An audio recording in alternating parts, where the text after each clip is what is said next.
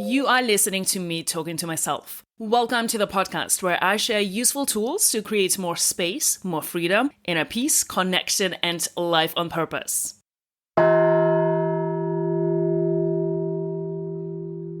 A great life is determined by the amazing goals you commit to, not necessarily achieve. What? Our imagination, our potential, and our anticipation are what determine how amazing we feel about our life.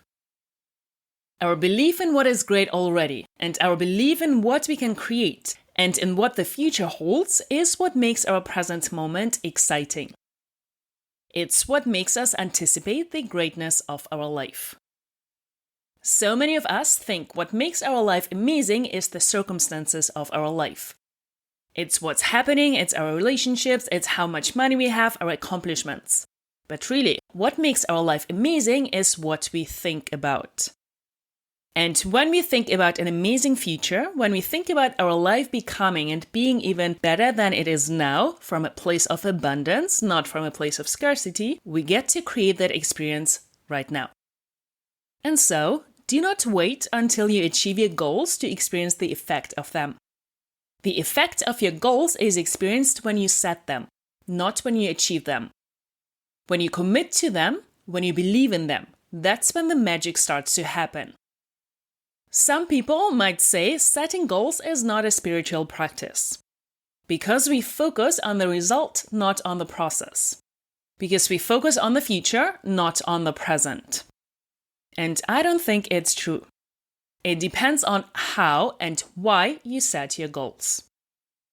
Setting goals is a very spiritual practice because it is about growth. It is about evolving and becoming the best version of yourself. And goals are great tools for that. Setting goals does not mean that we are not in the present moment. It does not mean we live in the future. It does not mean we don't connect to ourselves and listen to how and what we feel. We can be in the present moment and allow ourselves to dream and set goals from a place of abundance. So often we want something in our life because of something we are lacking or do not have. If we don't feel happy, then we want to get something to make us happy.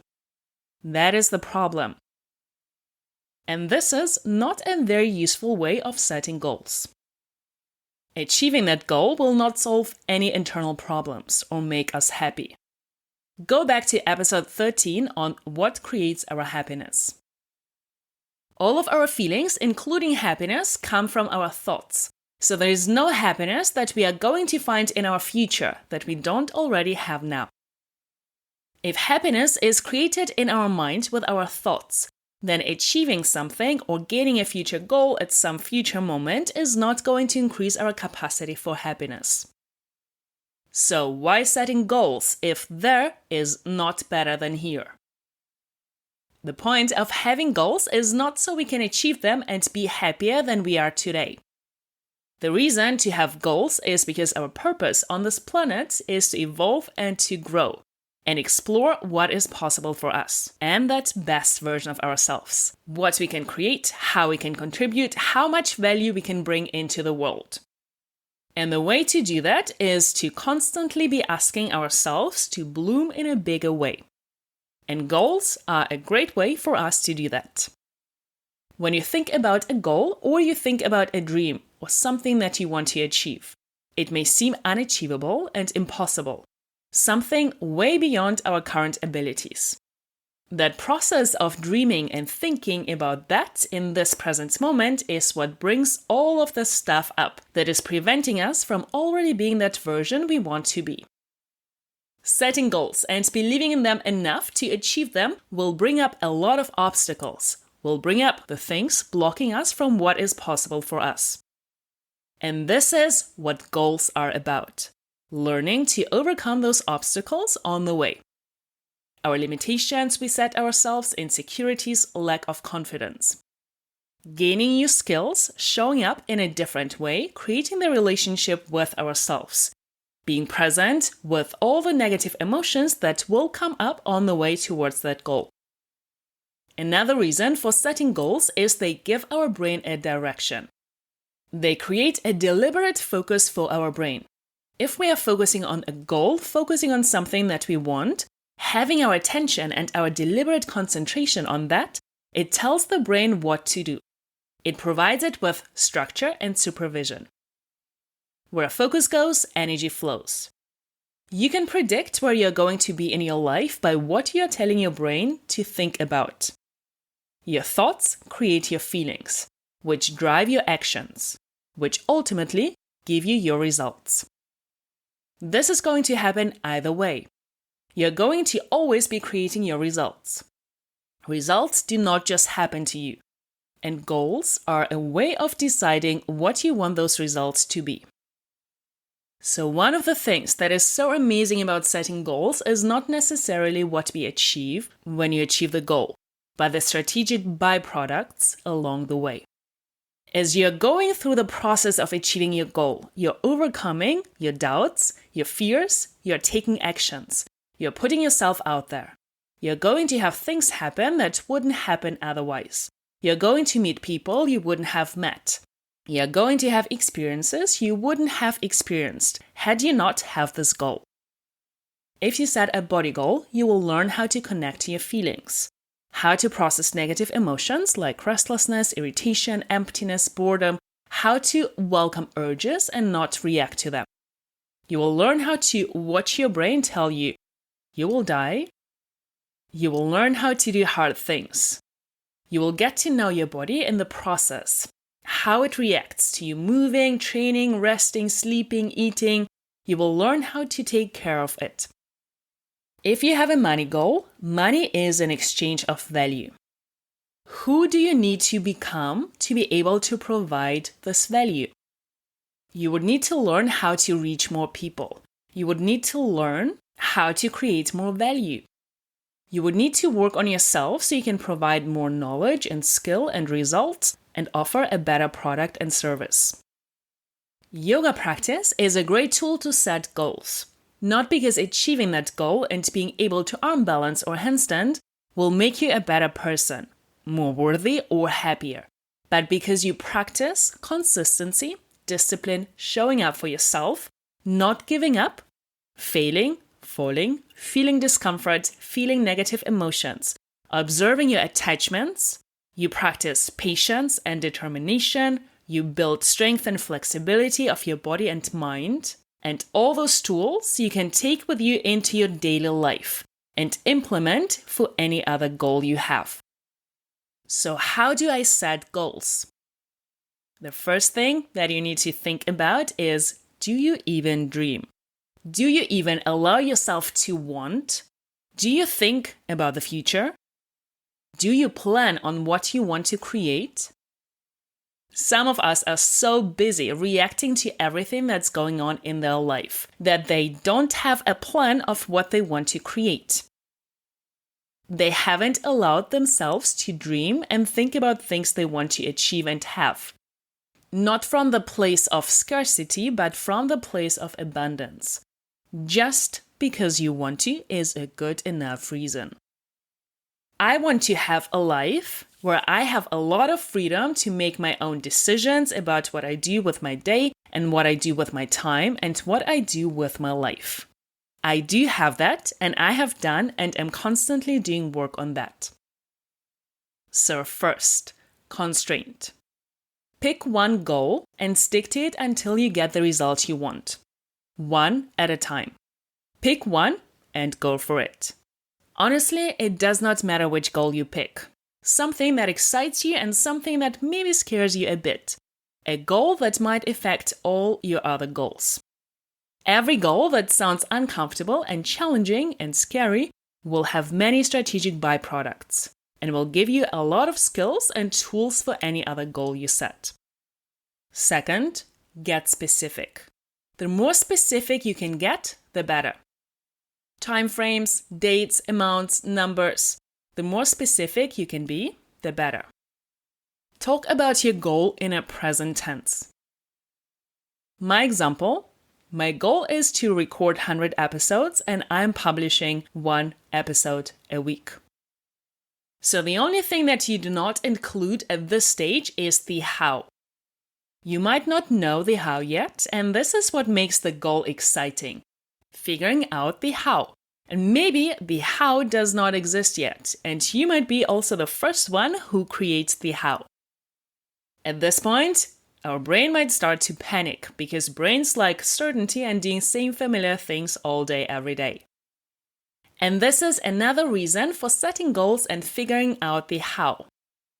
Learning how to manage our brain in the process, how to be with uncertainty, how to be with discomfort and uncomfortable emotions, how to see and believe something that does not exist yet, and how to show up for ourselves and be our own biggest fan. What will happen, especially if you've stretched yourself with that goal, what will come up is fear, doubt, shame, insecurity. This does not mean anything has gone wrong. This is part of the process.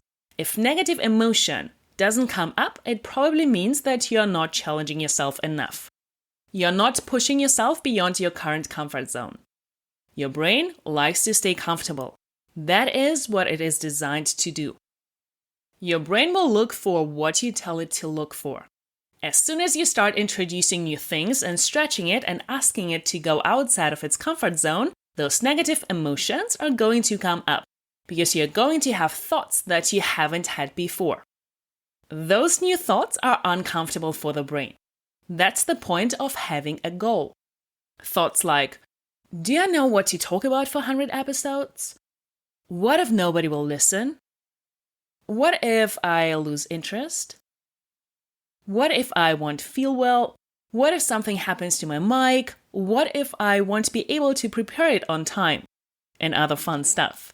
The worst thing that can happen for me from all those things is a negative emotion. I might feel maybe some disappointment, rejection, embarrassment. And this is part of my process to learn how to deal with my brain's suggestions and finding solutions to all the obstacles. And also trusting myself that I will find a way.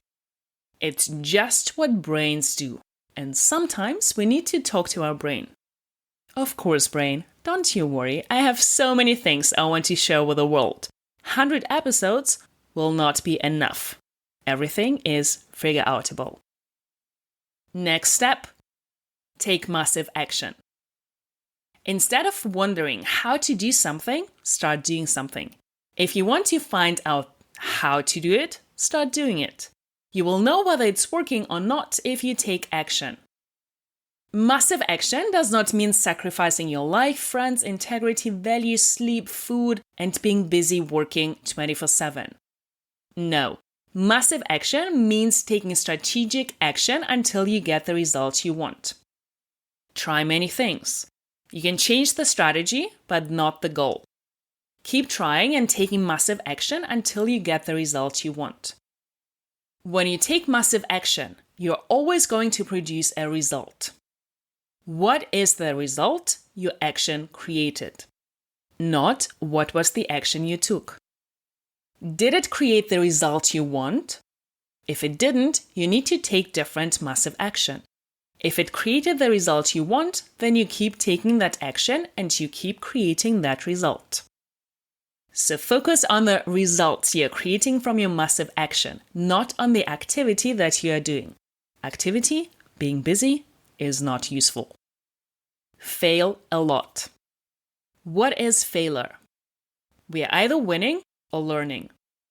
Every failure shows us how to adjust our strategy. Every failure is a teacher. Every no brings us closer to the yes. When we set a goal and go after it with a willingness to fail, we will gain enormous wisdom, experience, understanding, and self-knowledge. These are the strategic byproducts that are often more valuable than the attainment of the initial vision. We don't want to fail on purpose in order to escape discomfort. That's an escape fail and doesn't provide us with much value. Escape fails include, for example, not following through on commitments, not taking action, changing our mind about the goal, staying confused, staying in indecision, giving up, lowering our standards, making excuses, justifying inaction, using external substances, drinking, eating to feel better. All the strategies that might sound like good explanations not to take action towards the goal and stay comfortable. This is not failing. This type of failing is failing ahead of time. It doesn't create any strategic byproduct. Escape failure is failing ahead of time, which really means avoiding the worthy failures that keep us evolving. If we limit ourselves to what we already do well, our world becomes small. When we open ourselves up to doing the impossible and failing, our life becomes so much bigger. And the last step, completion. Complete your goal and the steps towards it. It will change your relationship with yourself, your ability to trust yourself. Honor your commitments to yourself. You will build up so much integrity and respect for yourself that momentum will carry you into way bigger accomplishments that maybe you can't even imagine now. You don't have to know the exact how. You just have to start taking action. Make a plan and follow through on your action. Do not change your goal to make it easier so your thoughts will change. Change your thoughts so you can do the harder thing to become stronger, to do the thing that will make you grow, to do the thing that will make you accomplish something new and maybe impossible. It's not what you get from achieving that goal, it's who you become. You come up against your fear and your doubt and your disbelief and your shame, and that's part of it. As you process through that, this is where you learn. You learn how to process through negative emotions. You also learn how to pay attention to your mind and become aware of your thoughts as you go through goal setting. As you set your goal and you start noticing the negative emotion, you will also notice the negative thinking, because emotions are created by thoughts. A lot of times the thinking will sound like this. I don't know, I'm not sure, I'm confused, maybe this isn't the right thing. Maybe it's not the right time. Maybe I should wait. Maybe I should change my mind. Who cares anyway? Those thoughts will block you from pursuing your dreams. I don't know is one of the biggest dream stealers. I just don't know. I don't know how. I don't know if this is what I want. I don't know if I can. Those thoughts will appear, and with them will come fear, disbelief, doubt, shame. That's all part of the process. It doesn't mean anything has gone wrong. It's helpful to write down your thoughts so you detach yourself from them and you can have a look at them outside of you. You don't have to believe those thoughts. The brain just wants to protect you from any discomfort, including negative emotions. Acknowledge it. Become curious, process it, take it with you, and keep going. Ask yourself, what would I do if I knew I wouldn't fail? If you knew you couldn't fail, what would you do? Think about that. Go to your future self that has already accomplished this goal and listen. Meditation is a very useful tool to be still, to be with yourself, to ask questions, to ask for guidance, and to listen, without expecting to receive the answer straight away. Trust the process. The one thing that separates successful people from not successful people, or people who aren't as successful as they want to be, is their ability to delay pleasure. To review, instant gratification is a habit where you forget short-term pain and instead indulge in fleeting pleasures that ultimately result in long-term pain. You find reasons, excuses, not to do something because of the pain it creates in the moment, even though you know that this action is necessary to help you attain your long-term goal. Delayed gratification is a habit where you give up short-term pleasure, comfort in the moment, in order to gain significant long-term rewards in future. You stay away from short-term temptations that might distract you from your long-term goal and instead focus on what you need to do to achieve your desired long-term outcome. Getting into the habit of delaying gratification gives us more control over our life, decisions, and actions. Everything you do, ask yourself this question. Every action that you do in your day, ask yourself, does this get me long-term success or short-term pleasure? And how do I want to define my life? Do I want to define it on short-term pleasure or long-term success? Delayed discounting is a similar concept. Delayed discounting is when you discount something if you have to wait for it. So it becomes less valuable the longer you have to wait. The preference is for a smaller immediate reward rather than a larger delayed reward. You have probably heard of the marshmallow experiment. In this study, a child was offered a choice between one small but immediate reward or two small rewards if they waited for a period of time. The researcher told the child that he was going to leave the room and that if the child did not eat the marshmallow while he was away, then they would be rewarded with a second marshmallow. However, if the child decided to eat the first one before the researcher came back, then they would not get a second one. So the choice was simple: one treat right now or two treats later. The researchers conducted follow-up studies and tracked each child's progress in a number of areas. What they found was that children who were willing to delay gratification and waited to receive the second marshmallow ended up showing lower levels of substance abuse, lower likelihood of obesity, better responses to stress, better social skills, and generally better scores in a range of other life measures. Another example, if someone would ask you, would you rather receive £50 now or 60 in a week? You would probably wait a week as it's not a big delay. But if someone offered you 50 now or 60 in a year, you would probably take 50 now because you've discounted it because you have to wait for it for a year. So what is it about instant gratification and delayed discounting? Most of us put much more value on a gratification that we can get right now versus the gratification we can get long term. Check out the book The Molecule of More by Daniel Lieberman and Michael Long on dopamine and how it drives our actions, desires, and makes us do things against our own will, doing something we genuinely do not even want to be doing. We discount the benefits that will take longer even though the benefits are bigger. What is it about the impatience we have around receiving pleasure, the dopamine hit, and receiving that gratification? So how to train your brain to not delay discount and to delay gratification? We have the primitive brain that is all about the immediate gratification. It's responsible for survival, drive, and instinct. And we have the prefrontal cortex that is responsible for planning, thinking about the future, thinking strategically and logically. We need them both. It's just to know how to use them to our advantage. Think of these two brains as muscles. The more time and energy we spend training that part, thinking from the prefrontal cortex, the stronger it will become.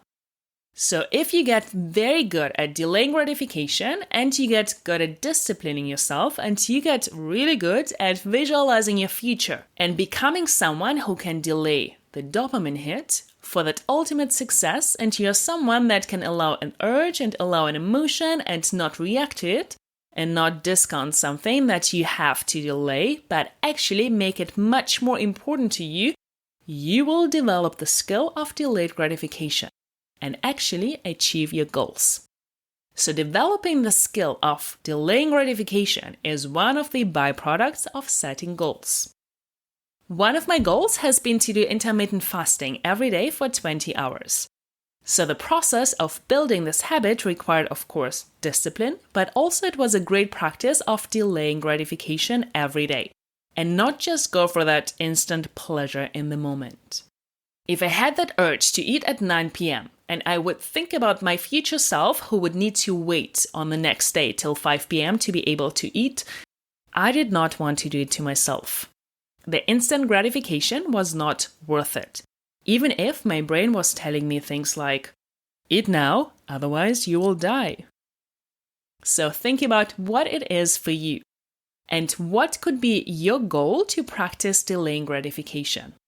So we can set bigger goals and make them more valuable than that instant gratification. When you set goals and you think of the future, how far ahead do you think? It's interesting to know because your ability to plan ahead for future success, for bigger goals in your future is very important. Most people overestimate what they can do in 1 year and underestimate what they can do in 10 years. Bill Gates. When you think about the future, how far ahead do you want to be thinking? When you develop the skill of using your prefrontal cortex that is responsible for strategic planning and future thinking and is responsible for delaying gratification, you will be able to make a lot of decisions ahead of time. You will be able to plan to follow your plan knowing that you can trust yourself in doing what you said you will do. Therefore, you will be able to create way bigger things and achieve way bigger goals. You will be able to approach a goal without knowing the how because you've given yourself some space and time to achieve that goal strategically and not immediately. A great example is losing weight. Quick diets, quick results. So many of us are so in a rush to get somewhere. 30 days. But what if it takes you 2 years or 5 years? But in the process, you actually learn how to sustain it, how to take care of yourself and your body, how to listen to it, how to be with it. The 30-day diet will not give you any of those byproducts. So slow down to go further. And sometimes what happens is we might not see the results we expected for some time. So we do not get those dopamine hits straight away. And it's hard to not discount that future goal that's way out there because we are not feeling any of the benefits of all the hard work that we are doing right now. And that's why it's important to remind yourself that it is not about the goal. And of course it also is, but remind yourself of all the strategic byproducts and who you become in the process. And the goal is a cherry on top. Back to my podcast example and recording 100 episodes. One of my reasons why I started this podcast is my desire to connect to like-minded people and deepen connections I already have. I love having discussions with people who are genuinely interested in doing the work, exploring, being uncomfortable, being vulnerable, being curious, and questioning things. For me, it is about quality, not quantity. I want people to listen again, to check out show notes, to get involved, to do the work. I'm not interested in how many followers and listens I have in terms of numbers of clicks. I'm putting out information today. I learn a lot in the process. I study, I research all the topics I talk about first, and I also have done or am doing that work myself. And if people might listen in 10 years and benefit from that, great. And people will listen whenever they are ready. Of course, I would like you to share if you think it would benefit someone. And if you listen, you probably know other people who should listen too. So please share. And I would love to build that community. And I know that deep connections do not happen quickly. I'm very patient in terms of needing to have people follow me or needing to have people like me or needing to have people listen to me. I do not need that instant hit of likes or gratification. That is not something that's important to me because I know that it's just what my brain is looking for and it's not something I am actually interested in. And I also know that this content is not for everyone, so whoever is ready and ready to be uncomfortable, you're welcome. And because of that, I'm really enjoying the process. I'm enjoying preparing the podcast, researching, thinking, and reflecting, getting my own insights, implementing the tools I share here in my own life. I enjoy recording and editing and prepping show notes and questions to reflect on. I enjoy listening to feedback and people's insights and reflections and things they share with me. It brings me a lot of joy. And I also genuinely know and believe that there will be 1 million people listening one day. Maybe in a year, maybe in 5 or in 10. because I think it's the best podcast, obviously. But I'm not discounting what's going to be happening in the future. I think it will be just as amazing in 10 years to have a million listeners as it is now. I'm not in a hurry. I don't make a future accomplishment less valuable than a present day accomplishment. What is the need to rush things? Never sacrifice your integrity for the goal. Once again, the goal will not make you happy. If you don't enjoy the process of growth, what is the point of getting to that goal? Losing friends and health and sleep and values? What for? And maybe you have an answer for that, and you might need to learn your lessons first. But from my experience, it's not worth it. The man who loves walking will walk further than the man who loves the destination. Before setting a goal, think about if you're actually willing to put in the work. Do you really love walking? So many people want to learn how to handstand, and they ask me questions like, if I go to a handstand workshop, will I be able to handstand by the end of the workshop? Prove me wrong, but no. If it would be easy, everybody could do it.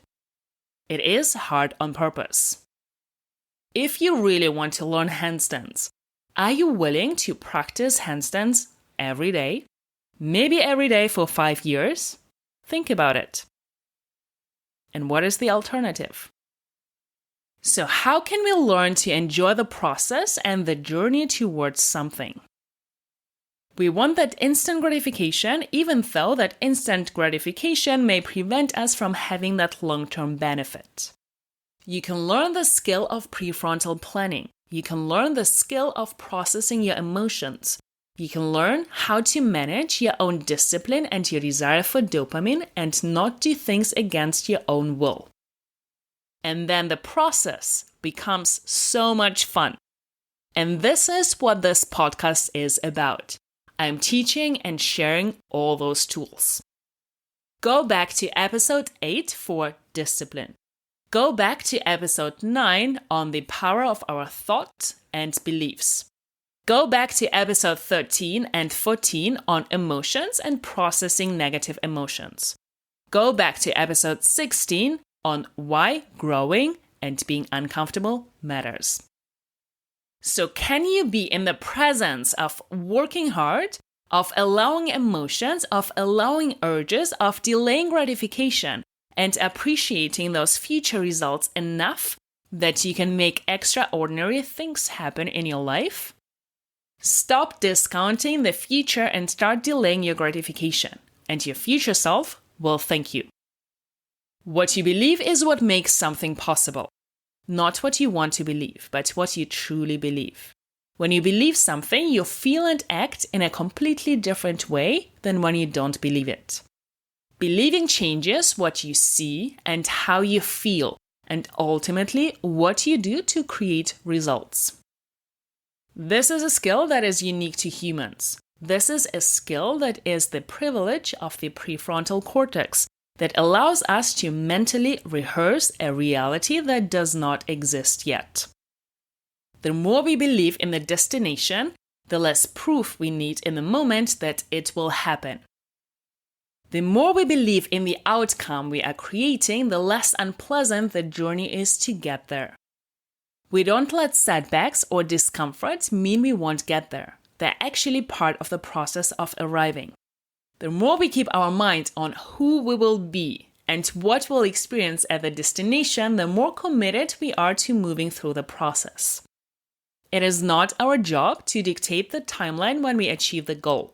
Our job is to believe that it is possible, generate the feeling that would fuel our action, take the next best possible step with the tools we have right now, and keep going. Who will you need to become to achieve this goal? How will you be different than you are now? How can you move towards that version today? And what is the first step you can take? Dream, be really specific, and write it down. Allow the fear, shame, and doubt to come up. Write down the thoughts that come up that are obstacles in your way of achieving your goal. Go to the place where the goal is already achieved, and you access the wisdom of your future self and how you are able to achieve it. And then break it down into an action plan. Take massive action until you achieve the desired result.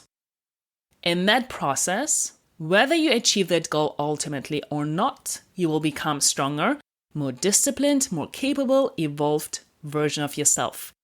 Because you will have to go through the process of challenging yourself and pushing yourself outside of your comfort zone. Who are you becoming in the process of getting to that goal? How does your brain change? What are your strategies for overcoming those obstacles? What are your learnings from your failures? What are your takeaways from the process? What do you think about yourself? How hard are you believing in yourself? What you practice is what you get better at. Practice failing, not quitting. Practice discipline and showing up, and do not sacrifice your integrity for any goal. Destination will always feel how the journey did. Make sure you like your fuel.